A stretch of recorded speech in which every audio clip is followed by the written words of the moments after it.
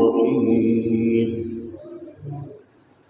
آمنت بالله صدق الله مولانا العظيم وصدق رسوله النبي الكريم الأمين وقال النبي صلى الله عليه وسلم لا يؤمن أحدكم حتى أكون أحب إليه من والده وولده والناس أجمعين وقال الله تعالى في مقام آخر بسم الله الرحمن الرحيم إن الله وملائكته يصلون على النبي يا أيها الذين آمنوا صلوا عليه وسلموا تسليما اللهم صل على سيدنا ومولانا محمد وعلى آل سيدنا وأصحاب سيدنا ومولانا محمد وبارك وسلم عليه صلاة وسلاما عليك يا سيدي يا رسول الله وعلى آلك وأصحابك يا سيدي يا خير خلق الله عرش اعظم مسند رفعت رسول اللہ کی دیکھنی ہے حشر میں عزت رسول اللہ کی وہ جہنم میں گیا جو ان سے مستغنی ہوا ہے خلیل اللہ کو حاجت رسول اللہ کی لا ورب العرش جس کو جو ملا ان سے ملا بڑھتی ہے کونین میں نعمت رسول اللہ کی تجھ سے اور جنت سے کیا مطلب ہے منکر دور ہو ہم رسول اللہ کے جنت رسول اللہ کی یا صاحب الجمال و یا سید البشر من وجهك المنیر لقد نور القمر لا يمكن الثناء كما كان حقه بعد خدا بزرگ توئی قصہ مختصر۔ حمد و صلات کے بعد واجب الاحترام دوستان عزیز، برادران اسلام، اللہ وحدہ لا شریک پاک کلام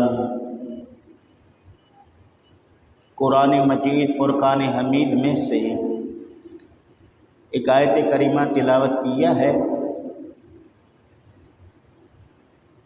اللہ رب العزت کی بارگاہ میں دعا ہے کہ رب ذوالجلال مختصر وقت میں قرآن و سنت کی روشنی میں حق و سچ بیان کرنے کی توفیق نصیب فرمائے،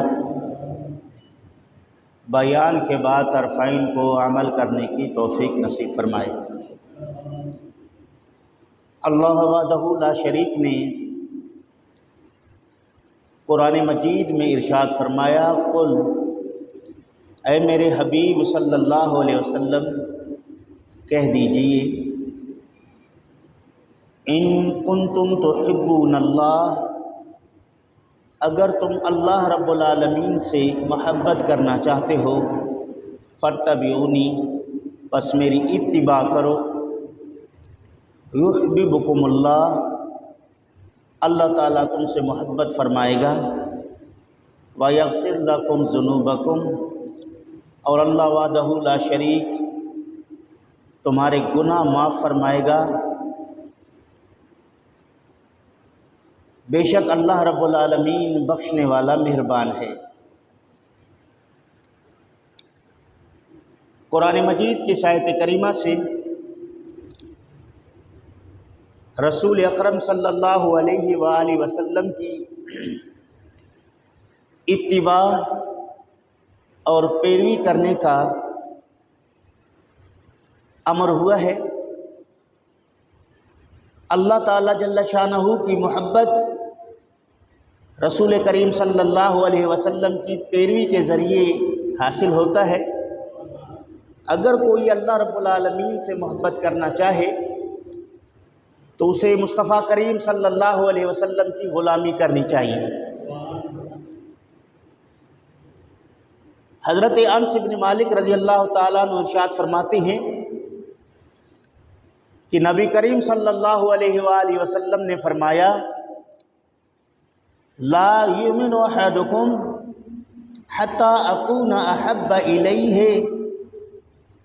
من والدہ وولدہ والناس اجمعین۔ تم میں سے اس وقت تک کوئی شخص مومن نہیں ہو سکتا جب تک وہ مجھے اپنے ماں باپ سے، تمام لوگوں سے زیادہ محبوب نہ جانے۔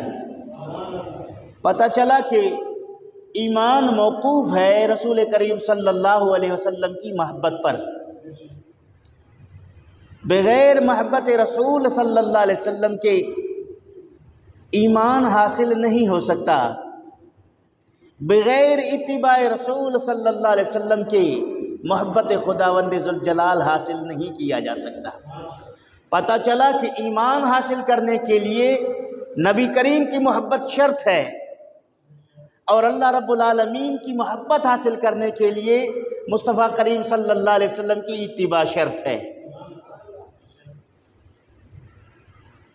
اس آیت کریمہ اور حدیث رسول صلی اللہ علیہ وسلم پر غور کریں گے تو نتیجہ یہ نکلے گا کہ اللہ رب العالمین کی محبت موقوف ہے مصطفیٰ کریم کی اتباع پر، اور ایمان موقوف ہے مصطفیٰ کریم صلی اللہ علیہ وآلہ وسلم کی محبت پر۔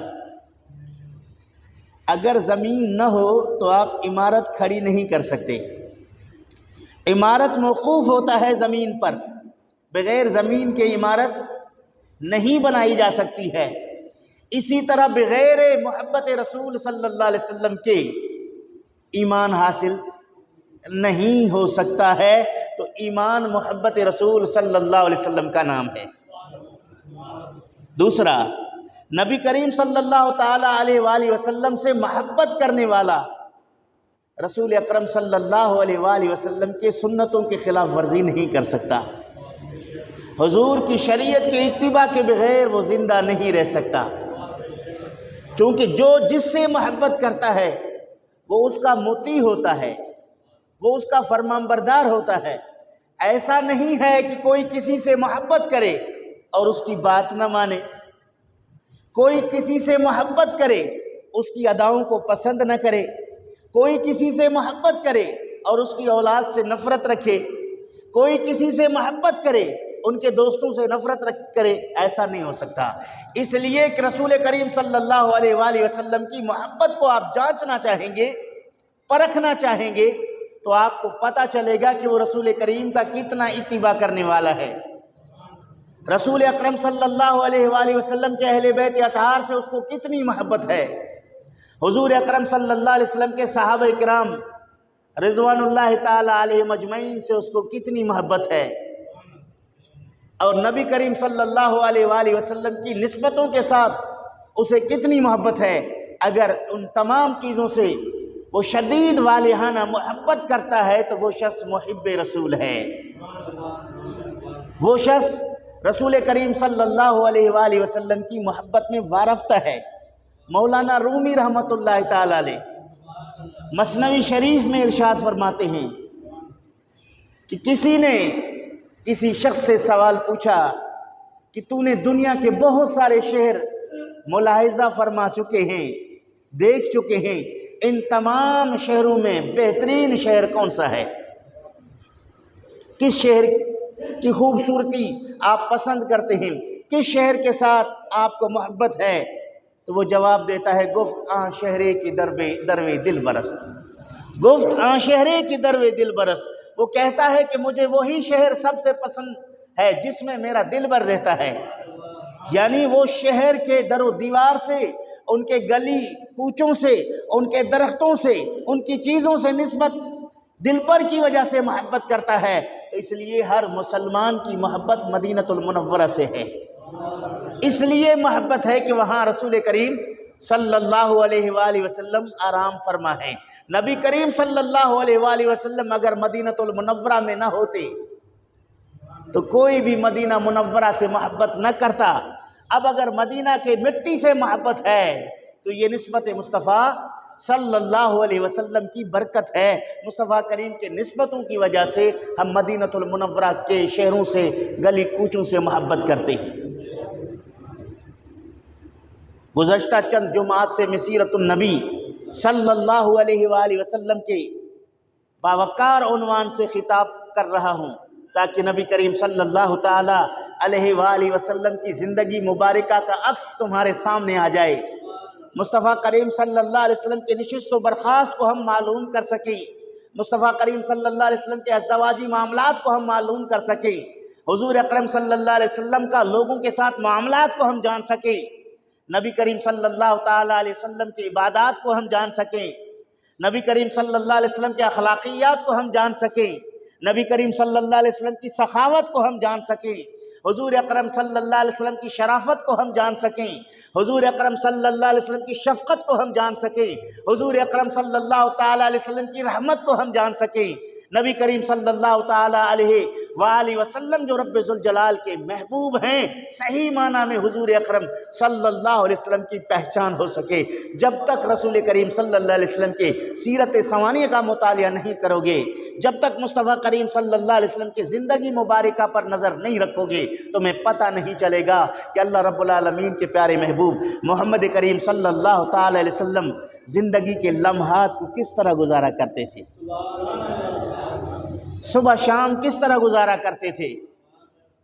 اللہ رب العالمین نے فرمایا لَقَدْ كَانَ لَكُمْ فِي رَسُولِ اللَّهِ أُسْوَةٌ حَسَنَةٌ، اے لوگو تمہارے لیے رسول کریم صلی اللہ علیہ وسلم کی زندگی مبارکہ میں بہترین نمونہ ہے۔ تو آپ نے حضور اکرم صلی اللہ تعالی علیہ وآلہ وسلم کے زندگی کے ابتدائی لمحات کو سماعت فرما چکے ہیں، آپ کے بچپن کا ذکر آپ سن چکے ہیں، حضرت حلیمہ کے ہاں پرورش پانے کا ذکر آپ سن چکے ہیں، حضرت عبد المطلب کے کفالت میں رہنے کا ذکر آپ سن چکے ہیں، ابو طالب کے زیر پرورش رہنے کا ذکر آپ سن چکے ہیں، رسول اکرم صلی اللہ تعالیٰ علیہ وآلہ وسلم کا حلف الفضول میں شرکت کا مسئلہ آپ سن چکے ہیں، حرب فجار کو آپ سن چکے ہیں، نبی کریم صلی اللہ تعالیٰ علیہ وسلم کا ملک شام کی طرف سفر کرنے کو آپ سن چکے ہیں، سفر میں حضرت خدیجۃ الکبریٰ کی تجارتی مال کو لے جا کر وہاں فروخت کرتے ہیں، وہ مسئلہ آپ سن چکے ہیں، واپسی سے بہتر منافع لے کر آپ مکہ مکرمہ میں تشریف لاتے ہیں، وہ آپ سن چکے ہیں، حضرت رسول اکرم صلی اللہ تعالیٰ علیہ وآلہ وسلم کے کرامات، آپ کے فضائل کمالات کو آپ سن چکے ہیں، حضرت خدیجہ الکبریٰ رضی اللہ تعالی عنہ اپنی کنیز نفیسہ کے ذریعے رسول کریم صلی اللہ علیہ وآلہ وسلم کو پیغام نکاح دیتی ہیں، وہ آپ سن چکے ہیں، حضرت ابو طالب رسول کریم صلی اللہ تعالی علیہ وآلہ وسلم کے رشتہ لے کر حضرت حمزہ کو ساتھ لے کر وہاں جاتے ہیں، آپ سن چکے ہیں، حضرت ابو طالب نبی کریم صلی اللہ تعالی علیہ وسلم کے نکاح کا خطبہ پڑھتے ہیں، آپ وہ سن چکے ہیں، حضرت ابو طالب نبی پاک کے فضائل اس خطبہ میں بیان فرماتے ہیں، آپ سن چکے ہیں، حضرت خدیجۃ الکبریٰ رضی اللہ تعالیٰ عنہ سے شرف ازدواجی میں مشرف ہونے کے بعد نبی کریم صلی اللہ تعالیٰ علیہ وآلہ وسلم اپنے دنیاوی زندگی کا سلسلہ شروع فرماتے ہیں، بیت اللہ شریف کے تعمیر میں آپ روسائے قریش کے ساتھ شریک ہو کر آپ بہت بڑے فتنے کو مٹا کر حجر اسود کو نصب کرنے کا بہترین فیصلہ عنایت فرماتے ہیں، یہ ساری باتیں آپ سن چکے ہیں۔ اس سے پتہ چلا کہ نبی کریم صلی اللہ علیہ وسلم کو رب ذوالجلال نے روز اول سے رہنما اور رہبر بنا کے بھیجا ہے، اور نبی کریم صلی اللہ تعالی علیہ وسلم حضرت خدیجۃ الکبریٰ رضی اللہ تعالی عنہ سے نکاح فرما کر آپ نے اپنے ازدواجی زندگی کا سلسلہ شروع فرمایا۔ حضرت خدیجۃ الکبریٰ رضی اللہ تعالی عنہا اپنے بھتیجے حکیم بن حزام بن خویلد کو کہتے ہیں کہ مجھے ایک عربی النسل غلام چاہیے، اگر کہیں کوئی اس طرح کا غلام بکتا ہو تو اسے خرید کر میرے لیے لے کر آئیے۔ حضرت خدیجۃ الکبریٰ رضی اللہ تعالی عنہا کا بھتیجا حکیم بن حزام مکہ مکرمہ کے عظیم بازار سوق عکاظ میں تشریف لے جاتے ہیں۔ وہاں دیکھتے ہیں کہ غلام بک رہے ہیں۔ ایک بچہ ہے، 7 سے 8 سال اس کا عمر ہے، بڑا خوبصورت ہے۔ اس کو بھی ہاتھ میں پکڑ کر اس کا مالک بیچنے کے لیے لے کر آیا ہے۔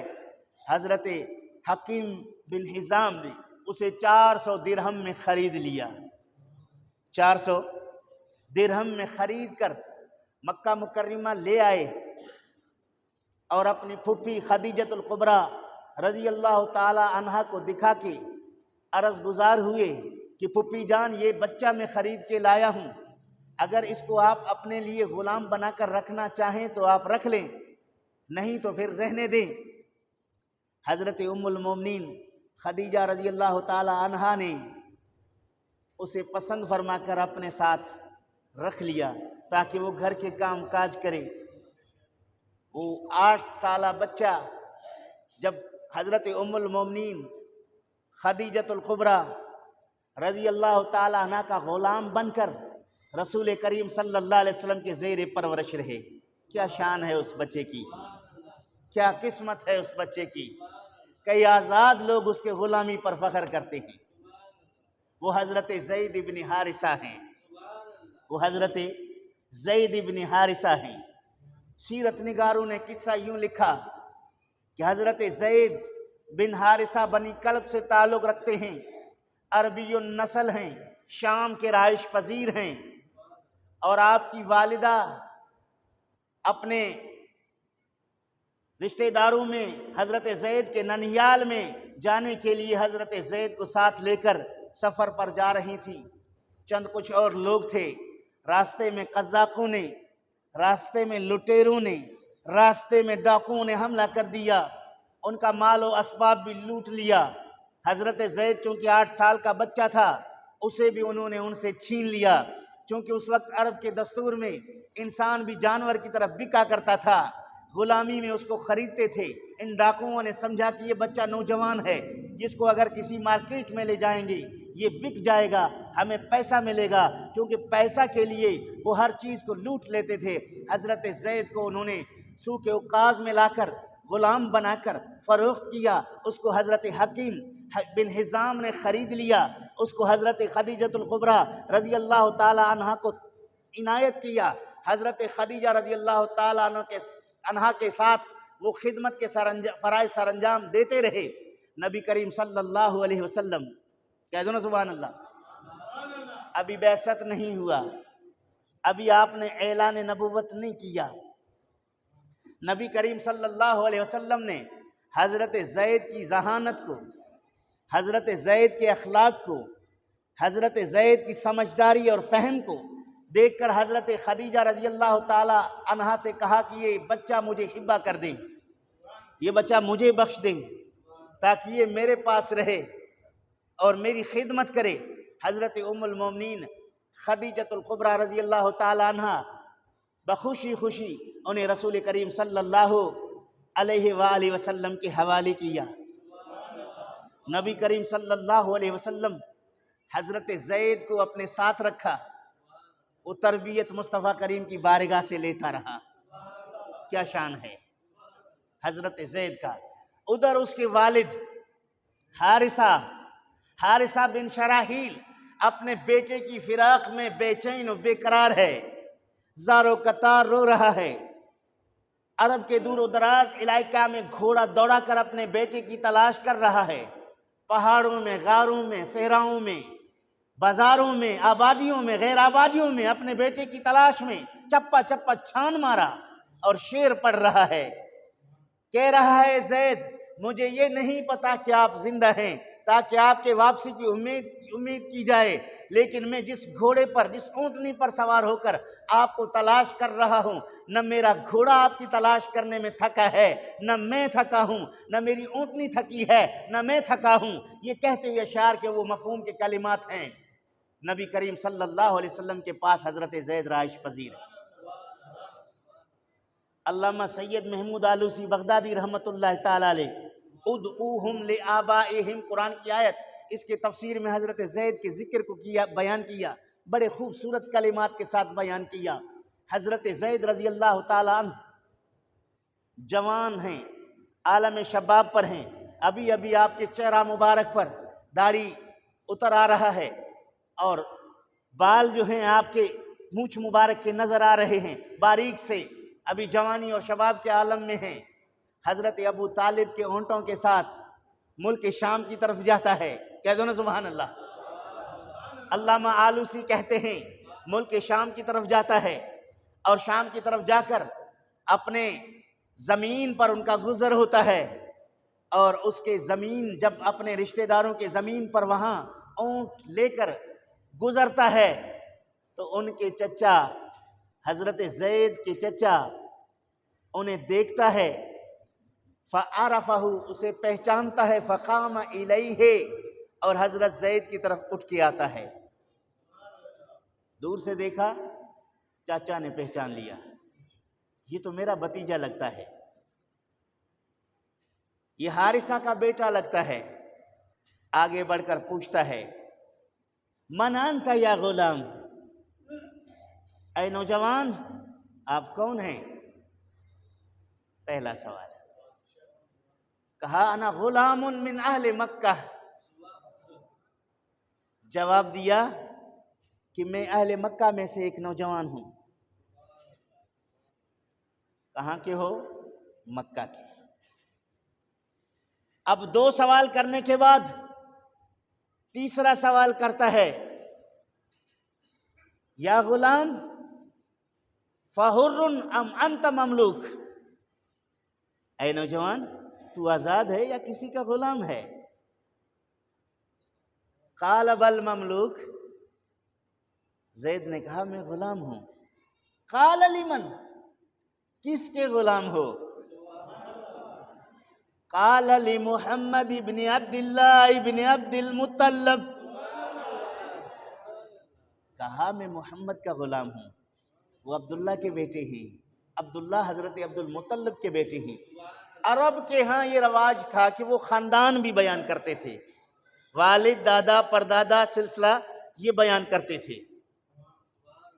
اس نے پوچھا، یا غلام انت عربی ام عجمی، اے نوجوان آپ عربی ہو یا عجمی ہو، یعنی آپ نسلی اعتبار سے عرب خاندان سے ہو یا غیر عرب سے؟ قال انا عربی، حضرت زید نے کہا کہ میں عربی ہوں۔ قال ممن اسلک،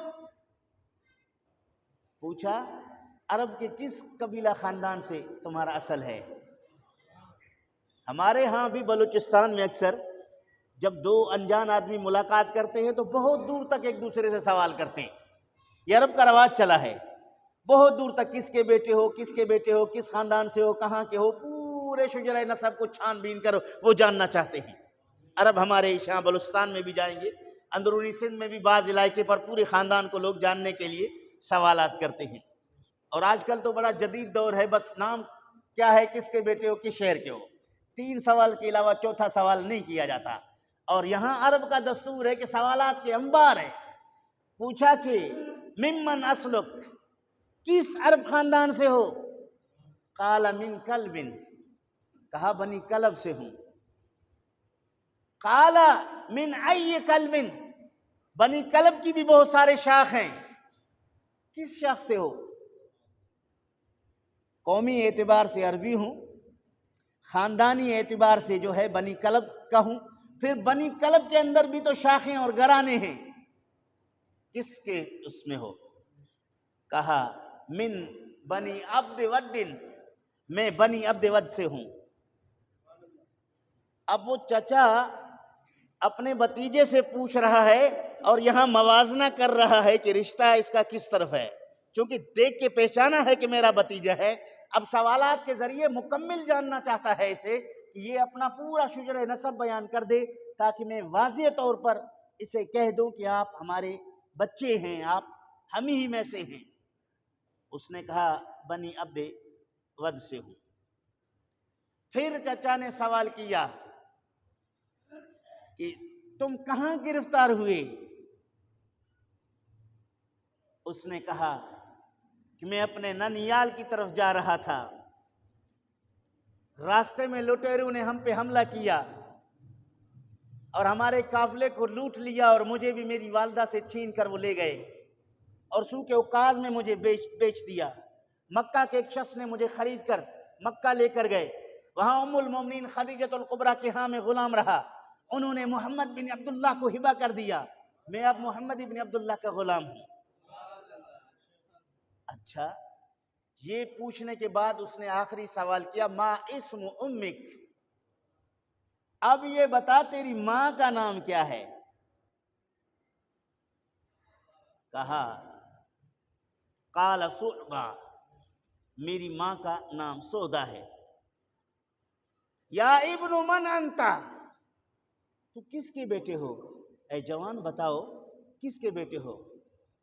قال ابن حارثہ بن شراحیل، کہا میں حارثہ بن شراحیل کا بیٹا ہوں۔ فَأَلْتَزَمَهُ، جب اس نے کہا کہ میں حارثہ کا بیٹا ہوں، فَأَلْتَزَمَهُ، روح المعانی نے کہا کہ اس نے اس کو بغل گیر کر دیا، چچا نے اس کو اپنے بغلوں میں لے لیا، اس کے ساتھ گلا ملا، معانقہ کیا، کہا ابن حارثہ، فدعا اباہ حارثہ، کہا تو حارثہ کا بیٹا ہے، پھر اس نے فوری طور پر اپنے بھائی حارثہ کو بلایا۔ قال ھذا ابنک، کہا یہ تیرا بیٹا ہے۔ فاتاہ حارثہ فنظر الیہ فعرفہ، جیسے ہی حارثہ وہاں آئے اور آتے ہی دیکھا اور اسے پہچان لیا کہ یہ میرا بیٹا ہے۔ اچھا، پہچاننے کے بعد والدین کے سوال دیکھیے، چاچا نے کسی تکلیف کے متعلق سوال نہیں کیا، چاچا نے کسی تکلیف کے متعلق سوال نہیں کیا، چونکہ اولاد کی تکلیف والدین پر شاق گزرتی ہے۔ اس نے سب سے پہلا سوال کیا ما اصنع الیک مولاک، جس کا تو غلام ہے اس آقا کا تیرے ساتھ کیا سلوک ہے؟ چونکہ عرب میں غلاموں کو مارا جاتا تھا، پیٹا جاتا تھا، گھسیٹا جاتا تھا، بھوکا رکھا جاتا تھا، گالیاں دیے جاتے تھے، ان کی طرح طرح سے تذلیل کیا جاتا تھا، چونکہ غلام ہے، ایک اس جانور کی طرح ہے کہ جس طرح چاہو اس کو ہانک کے لے چلو۔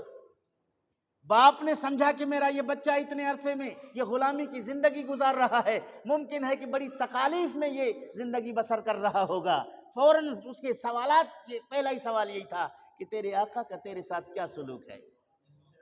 یُؤْثِرُنِی عَلَىٰ أَهْلِهِ وَوَلَدِهِ، فرمایا کیا پوچھتے ہو، میرے آقا تو مجھے اپنے اہل و عیال سے زیادہ شفقت دیتے ہیں، اپنے اہل و عیال سے زیادہ مجھے محبت دیتے ہیں، چونکہ کسی عام کا میں غلام نہیں، میں جس کا غلام ہوں وہ خاندانی شرافت رکھتے ہیں، وہ حرم شریف میں آنے والے اللہ کے مہمانوں کی میزبانی کرتے ہیں، وہ بھوکوں کو کھانا کھلاتے ہیں، وہ مظلوموں کی مدد کرتے ہیں، وہ اللہ رب العالمین کے بندوں کے ساتھ بڑی محبت اور شفقت سے پیش آنے والے خاندان ہیں، تو مجھے بڑے پیار سے رکھا ہے۔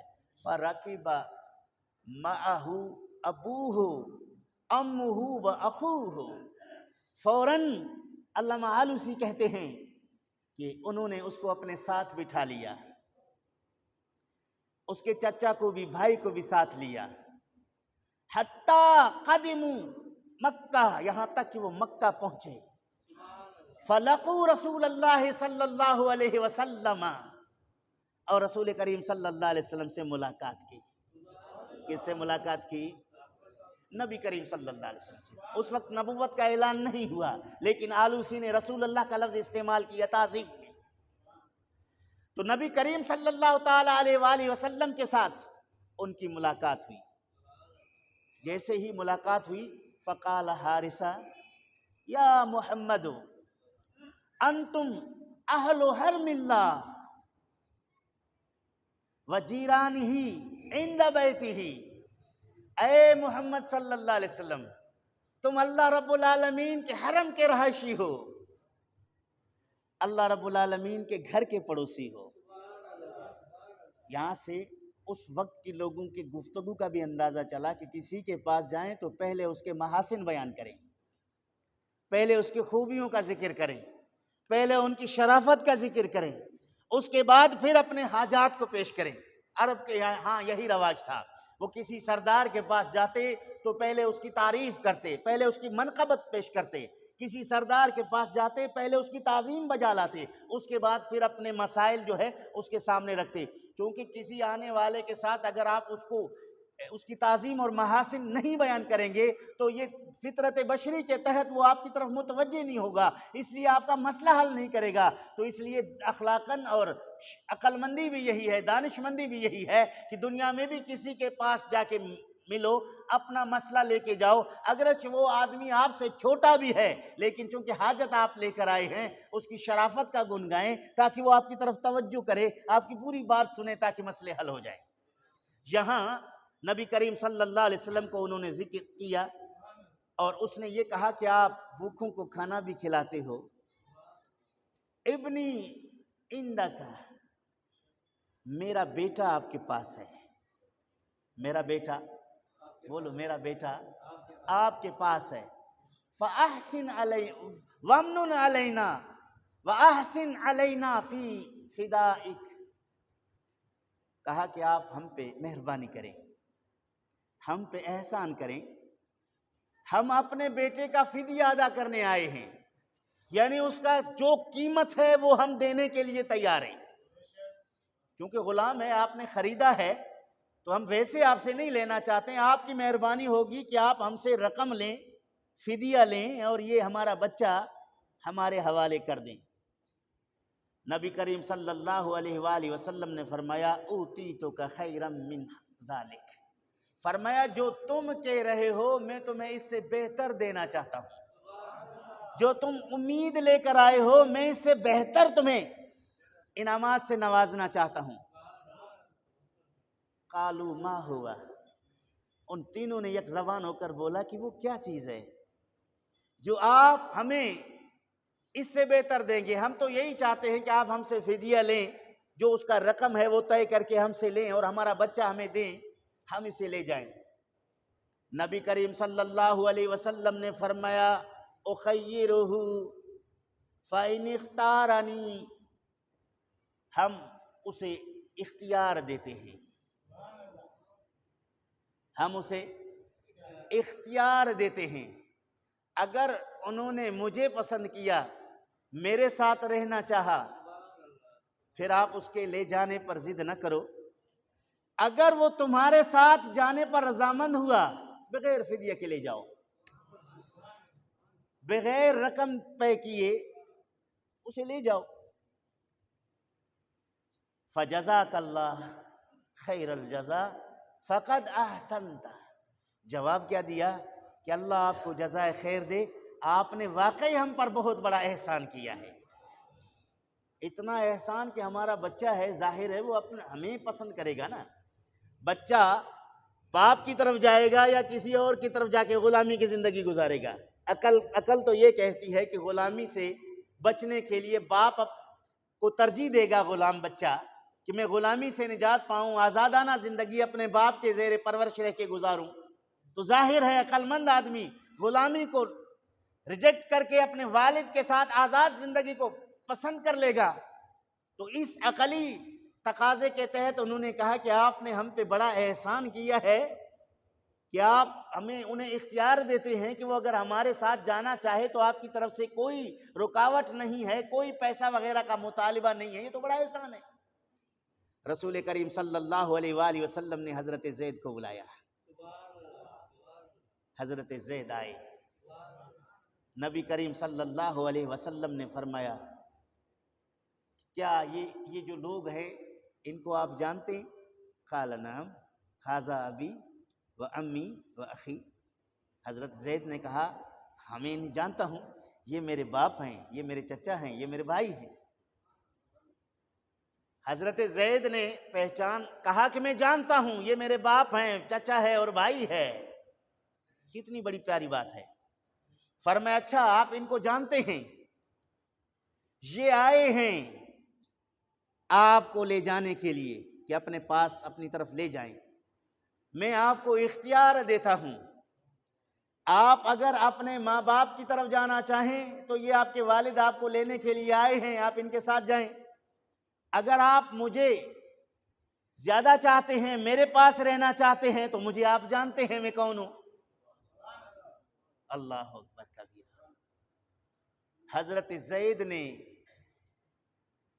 جو جواب دیا ہے وہ ذرا روح المعانی کی زبانی سنیے۔ حضرت روح المعانی، پوری عبارت تو میں نے آپ کو سنا دیا ہے، آخری حضرت زید کا جواب جو ہے اصل کتاب سے آپ سنیے۔ حضرت زید نے کہا، فرمایا ما انا بمختار علیک احدا ابدا انت معی بمکان الوالد والام۔ فرمایا اے میرے آقا صلی اللہ علیہ وسلم، میں آپ کے مقابلے میں کسی کو بھی پسند نہیں کرتا۔ آپ کو میں اپنے والد اور چچا کے قائم مقام جانتا ہوں۔ آپ میرے لیے میرے والد بھی ہیں، چچا بھی ہیں۔ حارثہ حیران ہو گیا، اس کا بھائی بھی حیران ہو گیا، زید کا چچا بھی حیران ہو گیا کہ یہ کیا ہو گیا۔ ہم تو یہ سمجھتے تھے کہ جیسے ہی اس کو اجازت مل جائے گا تو یہ فوراً کہے گا کہ نہیں میں جانے کے لیے تیار ہوں۔ یہاں تو یہ کہتا ہے اے میرے آقا میں آپ پر کسی کو بھی ترجیح نہیں دوں گا، آپ میرے لیے میرے والد بھی ہیں، چچا بھی ہیں۔ والد کی شفقت سے رسول کریم کی شفقت زیادہ ہے، چاچا کی محبت سے رسول کریم کی محبت زیادہ ہے۔ کون عقل مند زیادہ محبت کو چھوڑ کے کم محبت کی طرف جائے؟ میں وہ نادان نہیں ہوں کسی اور کو ترجیح دے دوں۔ اللہ اکبر۔ جب اس نے یہ کہا فوراً حضرت زید کے والد حارثہ بول پڑے،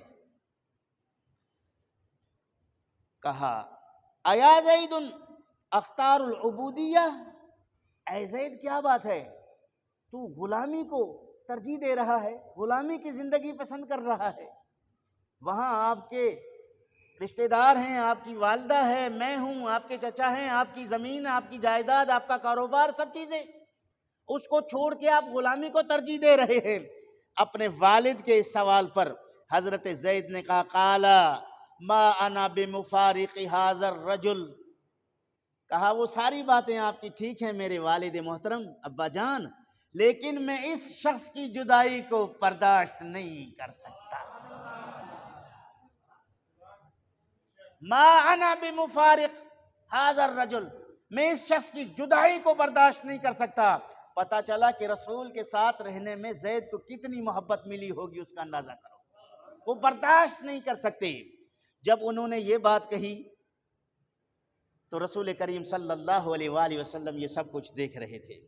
علامہ سید محمود آلوسی بغدادی رحمۃ اللہ تعالی علیہ لکھتے ہیں رعا رسول اللہ صلی اللہ علیہ وسلم حرصہ علیہ، جب دیکھا نبی کریم صلی اللہ علیہ وسلم نے حضرت زید کی محبت اور حرص کو، قال اشہد انہ حر وانہ ابنی یرثنی وارثہ، آپ نے فوراً کہا لوگوں تم گواہ ہو جاؤ، آج سے یہ زید غلام نہیں آزاد ہے، غلام نہیں ہے، اب کیا ہے؟ آزاد ہے۔ یہ میرا بیٹا ہے، یہ میرا وارث ہے اور میں اس کا وارث ہوں۔ جب زید مجھے باپ مانتا ہے تو مصطفیٰ کریم کہتا ہے میں زید کو بیٹا مانتا ہوں۔ جب زید میرے لیے اپنے ماں باپ کو چھوڑ سکتا ہے، مصطفیٰ کریم اس کو بچہ سمجھ کر اس کو پدری شفقت عنایت فرماتے ہیں۔ ابھی نبوت کا اعلان نہیں ہوا، اس سے پہلے رسول کریم کے اخلاق حسنہ کا آپ ملاحظہ کیجئے، اخلاق کریمہ کو آپ ملاحظہ کیجئے، کس طرح آپ شفقت مہربانی سے پیش آتے ہیں۔ اور اس کے بعد لوگوں نے حضرت زید کو زید ابن حارثہ نہیں بلکہ زید ابن محمد کہنے لگے، زید ابن محمد کہنے لگے۔ کہ زید محمد کا بیٹا ہے، چونکہ نبی نے اعلان کر دیا، محمد مصطفیٰ نے اعلان کر دیا۔ اس موقع پر اللہ رب العالمین نے قرآن مجید کی آیت نازل کی۔ جب یہ مشہور ہو گیا کہ زید جو ہے محمد کا بیٹا ہے، اس وقت اللہ رب العالمین نے قرآن مجید نازل کی، کیا؟ ادعوہم لآبائہم، لے پالک بچوں کو ان کے باپوں کے نسبت پکارا کرو۔ ما کان محمد ابا احد من رجالکم ولکن رسول اللہ وخاتم النبیین، محمد صلی اللہ علیہ وسلم تم مردوں میں سے کسی مرد کے باپ نہیں ہیں، وہ اللہ کے نبی ہیں اور اللہ کے رسول ہیں اور آخری نبی ہیں۔ چونکہ اگر لے پالک کو حقیقی بیٹا مشہور کرو گے، نسب پہ فرق آئے گا، سسرالی معاملات میں فرق آئے گا، وراثت میں فرق آئے گا۔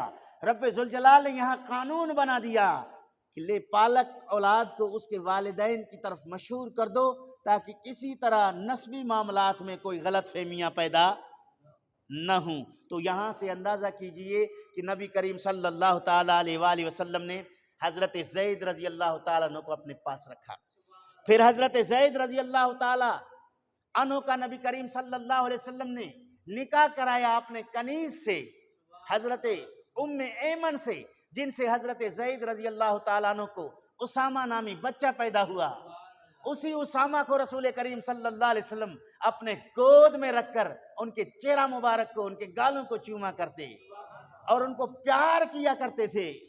اسی اسامہ کو جب وہ نبی کریم صلی اللہ علیہ وآلہ وسلم زیادہ ہی چہیتے اور لاڈلے بنا چکے تھے، بنو خزیمہ قبیلہ کے خاتون نے چوری کی، چوری پکڑی گئی۔ چوری ثابت ہونے پر مصطفیٰ کریم صلی اللہ علیہ وسلم نے اس فاطمہ خزیمیہ کے ہاتھ کاٹنے کا حکم ارشاد فرما دیا۔ لوگوں نے کہا کہ یہ اعلیٰ خاندان کی عورت ہے، آخری بات کر رہا ہوں، یہ اعلیٰ خاندان کی عورت ہے، اگر چوری ثابت ہونے پر اس کا ہاتھ کاٹا گیا تو خاندان کی بدنامی ہوگی۔ اب مصطفیٰ کریم سے سفارش کرتے ہیں تاکہ اس کا ہاتھ نہ کاٹا جائے، خاندان کو بدنامی سے بچایا جائے۔ اب کسی کو جرت نہیں ہے کہ مصطفیٰ کریم کی بارگاہ میں جا کر اپنی درخواست پیش کریں۔ حضور کی ہیبت اور جلال سے لوگ ڈر رہے ہیں، خوف زدہ ہیں۔ انہوں نے کیا کیا کہ اب حضرت اسامہ کو کہتے ہیں، چھوٹا بچہ ہے، یہ ہمارا پیغام مصطفیٰ کریم تک پہنچا دے گا۔ اسامہ کو کہا کہ جا کر ان سے کہہ دیں کہ عرب کے یہ سردار، یہ وڈیرے، یہ نواب، یہ روسا آپ سے درخواست کرتے ہیں کہ اس فیصلے پر نظر ثانی کر دیں، فاطمہ خزیمیہ کا ہاتھ نہ کاٹا جائے، خاندان کی بدنامی ہوگی۔ حضرت زید نے رسول کریم صلی اللہ حضرت زید کے بیٹے اسامہ نے رسول کریم صلی اللہ علیہ وسلم کی طرف دوڑتے ہوئے آئے، بچہ تھے، آتے ہی بے تکلف مصطفیٰ کریم کی گود میں بیٹھ گئے، چونکہ پیار تھا مصطفیٰ کریم کی طرف سے انہیں۔ وہ آ کر بیٹھ گئے اور بیٹھتے ہی عرض کی، ابا جان وہ جو لوگ ہیں انہوں نے مجھے بھیجا ہے، یہ کہہ کر بھیجا ہے کہ آپ فاطمہ خزیمیہ کا ہاتھ نہ کاٹیں، یہ خاندانی عورت ہے، ان کے ہاتھ کاٹنے سے خاندان کی بے ادبی ہوگی، بدنامی ہوگی، لہٰذا کوئی اور سزا تجویز کر دیجئے۔ رسول کریم صلی اللہ علیہ وسلم نے حضرت اسامہ کو اٹھا کر نیچے رکھا، آپ کھڑے ہو گئے، آپ کا چہرہ مبارک سرخ ہو گیا۔ آپ نے فرمایا کہ پچھلی قومیں اس لیے ہلاک اور برباد ہو گئے، انہوں نے اپنے معززین کو سزا نہ دیا، غریبوں کو سزا دیا، اور اپنے خاندان والے اعلیٰ لوگوں کو انہوں نے استثناء دے دیا اور باقی لوگوں کو سزا دے کر وہ ہلاک ہو گئے۔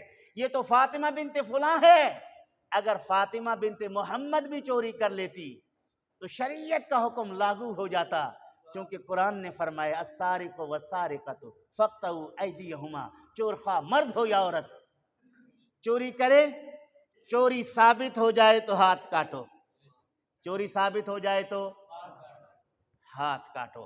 اگر اسی آیت کریمہ پر عمل ہوتا، آج میں اپنے موبائل کو اپنے جیب میں بند کر کے نہیں رکھتا، بلکہ باہر وہاں وضو خانے پہ چھوڑ کے آتا، باہر چھوڑ کے آتا، مجھے ڈر نہیں ہوتا کہ میری چیز کو کوئی لے جائے گا۔ یہ جتنے نمازی حضرات بائک لے کر آئے ہیں وہ اپنے بائکوں کو لاک نہ کرتے، ایسے ہی چھوڑ دیتے۔ جتنے نمازی ہیں اپنے نئے جوتوں کو حفاظت کے لیے مسجد کے کسی کونے میں نہ رکھتے، باہر ہی چھوڑ دیتے۔ اگر اس ایک آیت کریمہ پر عمل ہوتا، ایک آیت پر عمل ہوتے ہوئے چوری ثابت ہونے پر چوروں کے ہاتھ کاٹ دیے جاتے، کس کی مجال ہے کہ چوری کرتا؟ آج ہم اپنے گھروں میں بھی پریشان ہیں، بلی بھی چھت پہ چڑھ جائے تو اٹھ کے کھڑے ہو جاتے ہیں کہیں چور تو اندر داخل نہیں ہوئے۔ یہی حال ہے نا بھائی، یہی حال ہے۔ مغرب کے بعد اگر بازار کی کسی گلی سے گزرتے ہیں، ساتھ میں پڑوسی کے پیروں کی آہٹ سنتے ہیں تو پیچھے مڑ کے دیکھتے ہیں کوئی چھیننے تو نہیں آ رہا۔ تو یہ قرآن ہے، یہ امن کا داعی ہے۔ اگر امن چاہتے ہو تو امن نظام اسلام میں ہے، اگر امن چاہتے ہو امن قانون اسلام میں ہے۔ اسلام کے قانون کو نافذ کر دو، تمام جرائم از خود مٹ جائیں گے۔